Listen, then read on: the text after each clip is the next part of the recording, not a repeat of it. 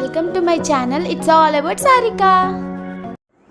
Hi guys, welcome to my channel. It's all about Sarika. ఇవాళ నేను నా ప్రెగ్నెన్సీ జర్నీ గురించి చెప్తాను. యాక్చువల్లీ ముందు నాకు పీసీఓడి ఉండే, అది ఓవర్కమ్ చేసి ప్రెగ్నెన్సీ సక్సెస్ అయ్యాను. పీసీఓడి స్టోరీ అనేది నేను ఇంకొక వీడియోలో చెప్తాను, అది ఎలా ఓవర్కమ్ చేశాను అనేది. ఇప్పుడైతే నా ఫస్ట్ ట్రైమిస్టర్ జర్నీ గురించి చెప్తాను. ఫస్ట్ ట్రైమిస్టర్ అంటే ఫస్ట్ నాకు ఎలా తెలిసింది నేను కన్ఫర్మ్ అనేది అంటే, నార్మల్గా పీరియడ్ డేట్ టైంకి నేను 15 days లేట్ అయింది. 10 days అప్పుడు నేను జనరల్గా వీకెండ్స్లో మాల్స్లో బాగా తిరిగాను, ఎగ్జిబిషన్లో తిరిగాను. సో తిరిగాను కదా, నెక్స్ట్ డే ఏమైందంటే కాళ్ళు చాలా ఉబ్బాయి.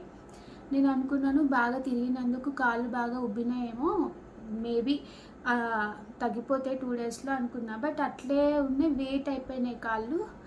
ఒక 5 days తర్వాత, లైక్ 20 days లేట్ తర్వాత చెక్ చేసుకుంటే పాజిటివ్ వచ్చింది. కానీ వెంటనే నేను డాక్టర్ దగ్గరికి వెళ్ళలేదు.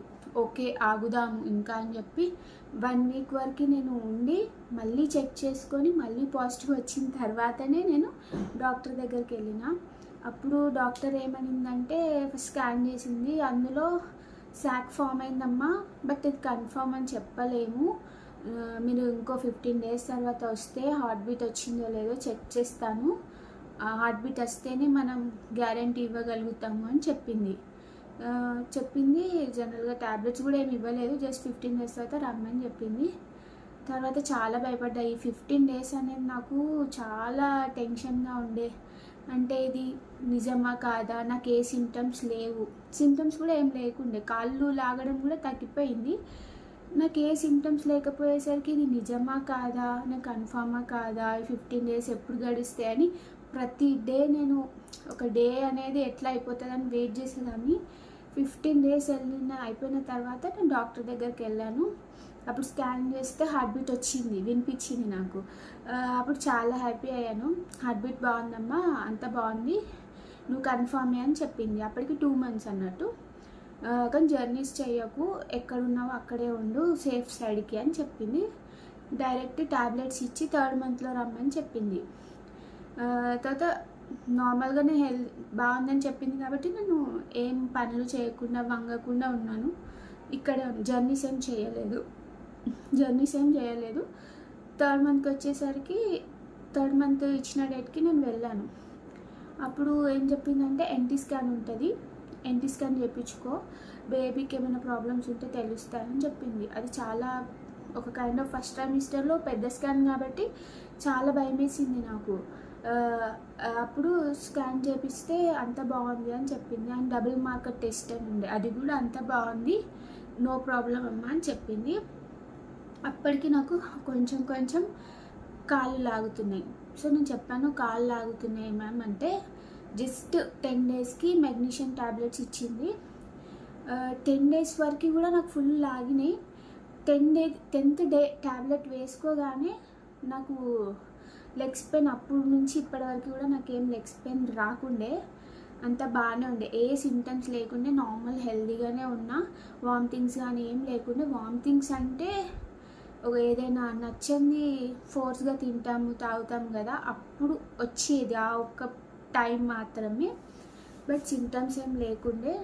నేను అన్నాను, సిమ్టమ్స్ ఏం లేవు కదా డాక్టర్ అని అంటే, అందరికి ఉండాలని లేదమ్మా, ఒక్కొక్కరి బాడీ ఒక్కొక్కలాగా, నీకు ఇంకా హ్యాపీగా ఫీల్ అవ్వు, నీకు ఏ సిమ్టమ్స్ లేవు అని చెప్పింది. తర్వాత అంతే 3rd month అంతా బాగా జరిగింది. డైరెక్ట్ 4th monthలో రమ్మని చెప్పింది. 3rd month వరకు అయితే ఎన్టీ స్కాన్ వరకు అంతా నార్మల్గానే జరిగింది అన్నట్టు.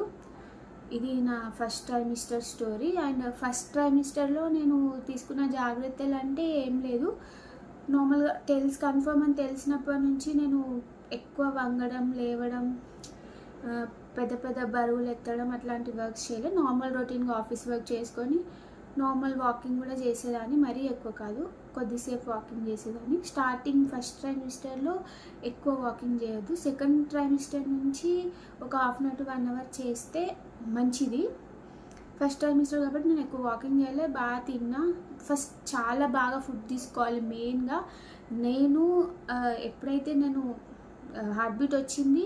ఎన్టీ స్కాన్కి మధ్యలో ఈ 1 మంత్ గ్యాప్లో చాలా మంచిగా ఫుడ్ తీసుకున్నా. ఎట్లా అంటే పక్కా ఒక డేలో ప్రోటీన్ ఉండాలి, హెల్దీ ఉండాలి, లీఫీ వెజిటేబుల్ ఉండాలి, అట్లా చూసుకున్నా నేను. లైక్ మార్నింగ్ లేవగానే డ్రై ఫ్రూట్స్ తినేదాన్ని, అన్ని two dry fruits like walnut, బాదం, కాజు, కిస్మిస్, బ్లాక్ కిస్మిస్, వైట్ కిస్మిస్, డేట్. ఇట్లా డేట్ మాత్రం ఒకటే తినేదాన్ని. సెకండ్ ట్రైమిస్టర్ నుంచి 2 తింటున్నాను. మార్నింగ్ లేవగానే ఫస్ట్ డ్రై ఫ్రూట్స్ని తినాలి. వాల్నట్, బాదము, అంజీరు నైట్ సోక్ చేసుకోవాలి. ఇవి మార్నింగ్. ఇవన్నీ డ్రై ఫ్రూట్స్ తిన్న తర్వాత ఒక హాఫ్ అన్ అవర్ అట్లా గ్యాప్ ఇచ్చి మిల్క్ తాగేదాన్ని. మిల్క్లో కూడా నేను వెజిటేరియన్, సో ప్రోటీన్ అనేది మనకు తక్కువ ఉంటుంది కాబట్టి ప్రోటీన్ పౌడర్ని నేను మిక్స్ చేసుకునేదాన్ని పాలల్లో. డాక్టర్ని అడిగితే ఇచ్చారు, ప్రోటీనిక్స్ అనే పౌడర్ ఏదో ఇచ్చారు. అది 1 కప్ ఆఫ్ గ్లాస్లో 1 స్పూన్ అట్లా కలుపుకొని తాగేదాన్ని మార్నింగ్.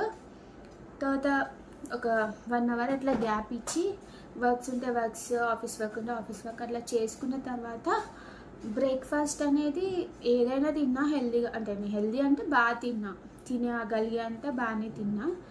లంచ్కి వచ్చేసరికి ఖచ్చితంగా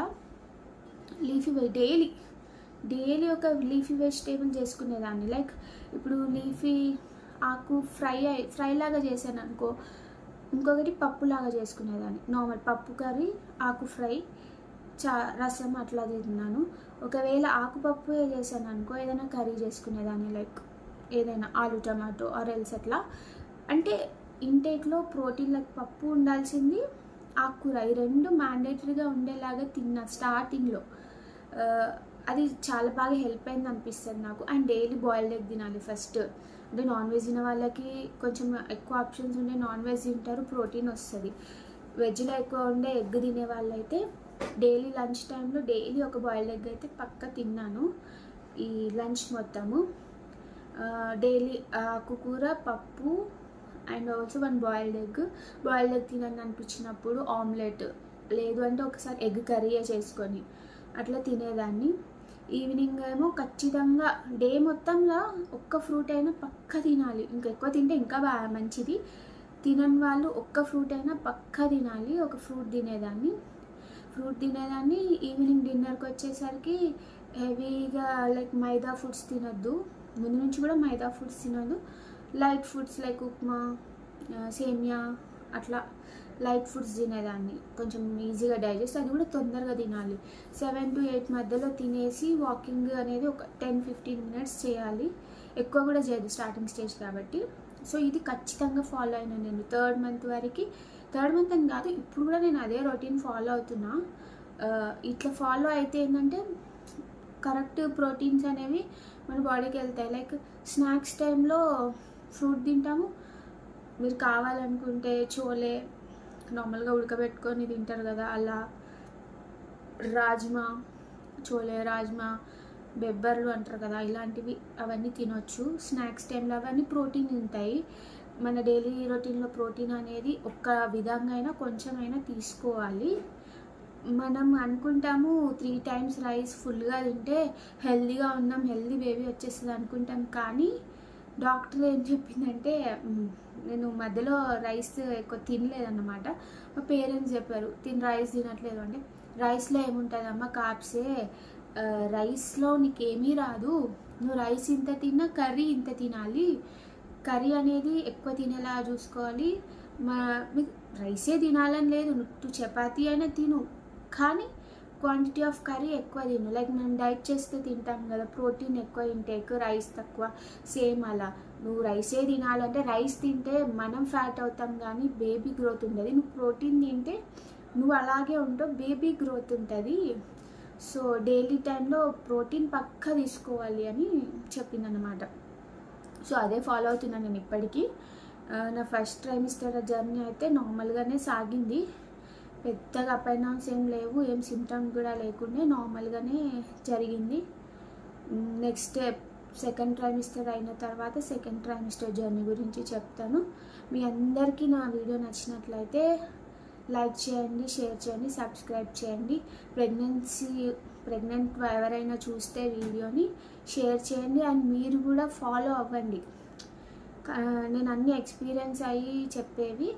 నా దాంట్లో ఇంకా నార్మల్గా డే రొటీన్ అవన్నీ కూడా పెడతాను, చూడండి. ప్రెగ్నెన్సీలో హెల్ప్ అయ్యే వీడియోస్ని మీకు చెప్తాను. అంతే. Thank you guys, bye.